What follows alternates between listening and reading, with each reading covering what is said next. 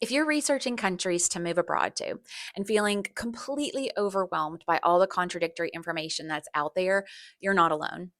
And honestly, you're probably doing it backwards.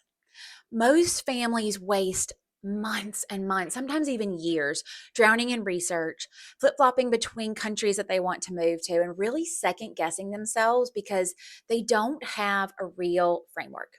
So, today I'm going to break down the exact process that I use with my clients to eliminate that confusion and help them choose the right country for them the first time around.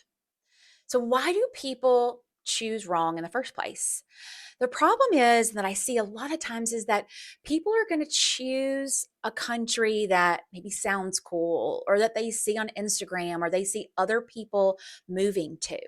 They're not considering their actual values, their lifestyle needs, and really what matters most for their family and their situation. So, this leads to moving somewhere that looks incredible on paper, but feels wrong in real life. So you're not looking for the best country because let's be honest, that doesn't exist. You're looking for the best country for you and your family and your situation. So, how do we actually go about finding that right place? So, we want to start with thinking about our non negotiables. I want you to think about the top three things that are most important to you and your family and your situation. So, common non negotiables are going to be things like walkability, schools, safety, work life balance, affordable health care, weather, proximity to other European countries. For us, being gay myself, my youngest son being Black, we really wanted to make sure that we lived in a country that was safe above all else, that had incredible diversity, and also gave us access to the rest of Europe. And so, if you don't know your non negotiables, you're really going to waste a lot of time researching countries that were never really a fit for you in the first place. The second part of the process that I want you to think about is getting real about your budget. And so, you need to understand what that complete financial picture is before you fall in love with a country.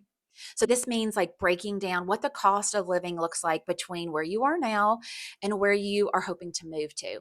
Understanding the housing costs, understanding school costs, whether that's private or public school, understanding the health care, but also thinking through like what are those visa requirements that you're going to need to meet to make sure that you can actually make that move legally to be over here.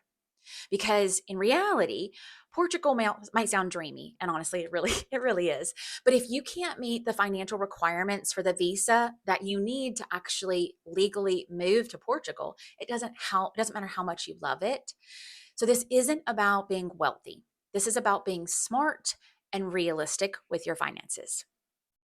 The other area that I want you to think about is your kiddos. And I want you to imagine how your kids' lives are going to be different once you've made this move. So, this is considering things like the school system, language barriers, cultural integration, activities, communities for your kiddos. And a lot of parents that I talk to, they really worry that their kids won't integrate or they're going to be the stupid Americans. What I have seen in reality is that kids are incredibly resilient. And so the question is more a matter of whether you're willing to support them through this adjustment. And what would moving abroad make possible for your kids that feels impossible for you where you are now? The other thing that I want you to think about is your job and income strategy and really be honest about your work situation. So this is, thinking about, are you remote now?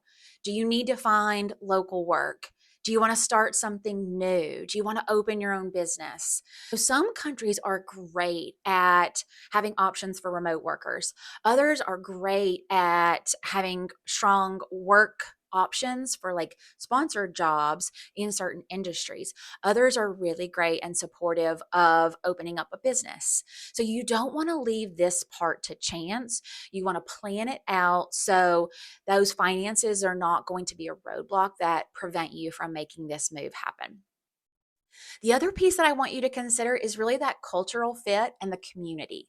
So, do you want a strong expat community? Or do you really want to fully immerse with the locals? What kind of lifestyle are you looking for? Is it the cafe culture? Is it beach life? Is it urban energy or small town charm?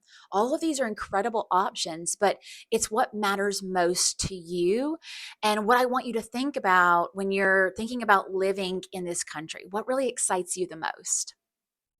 I want you to think about some red flags that I want you to be aware of when you're deciding what that right country is for you and for your situation.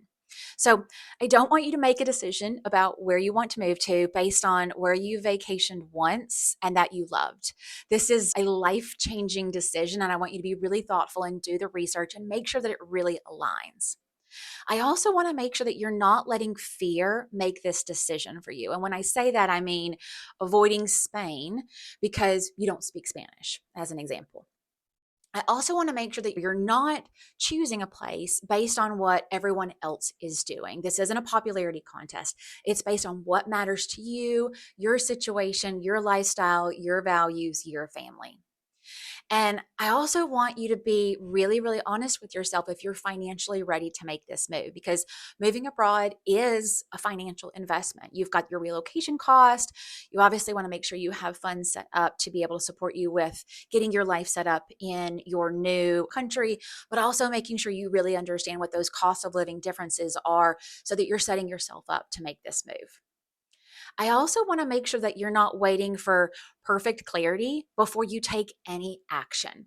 This is where you want to make the decision that you're wanting to move abroad and then start taking action, even if it is imperfect, because this isn't about finding perfection. It's about finding a place that really aligns with your values, your lifestyle, your budget, and your family. So, once you've made a decision on which country you want to move to, now what do?